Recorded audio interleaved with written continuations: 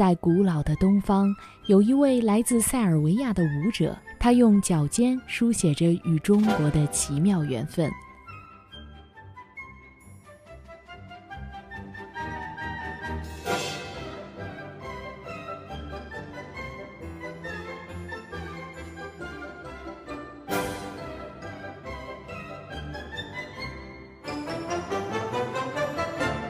我不到2岁的时候，还记得有一对夫妻，就是中国驻塞尔维亚大使馆一对夫妻来访我家。当时除了我妈妈，任何人只要一抱我，我就哭闹。但当来自中国的万女士走进我时，我向她伸出了双手，她向我也伸出了双手。我觉得我的家人当时对我的行为以及我和万阿姨之间的这种信任感到非常惊讶。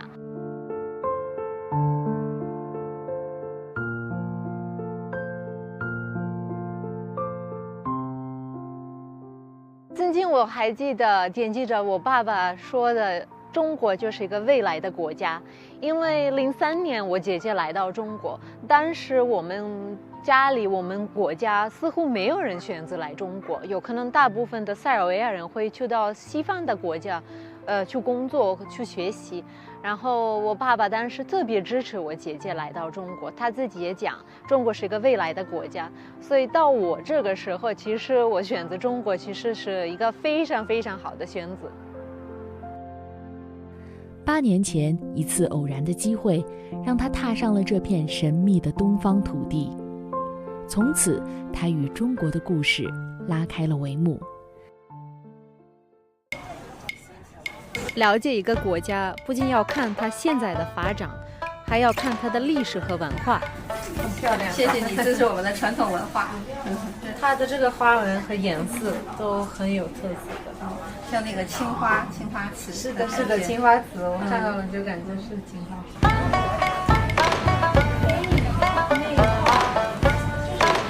这是什么理念画呀？源于清代的北京城。在清朝就有了，就因为它太难了，再加上现在生活的节奏在慢慢的变快，导致呢没有人再学了。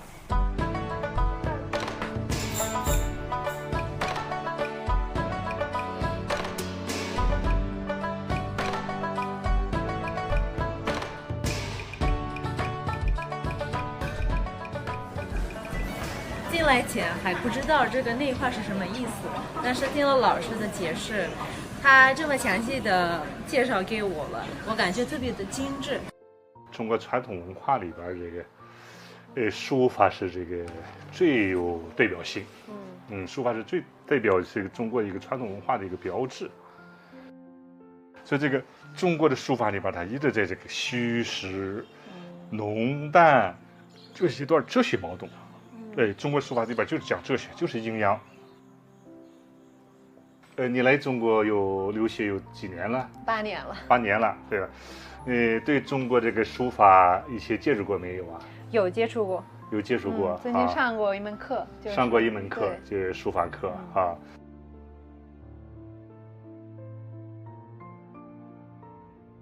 那么这件作品呢，赠送给你。感谢张老师。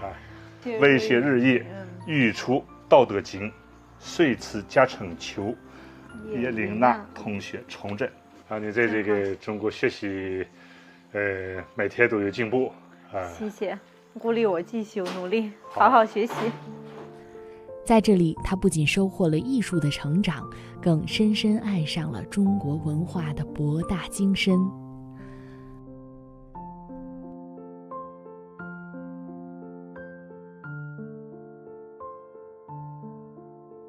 那么在中国的8年，感觉时间好快，但是最大的收获就是我在这里成长了，而且因为是一个人来的，所以我是变得更加自信，更加独立。8年的时光，他与中国结下了深厚的情谊，未来他将继续舞动着中塞友谊的旋律。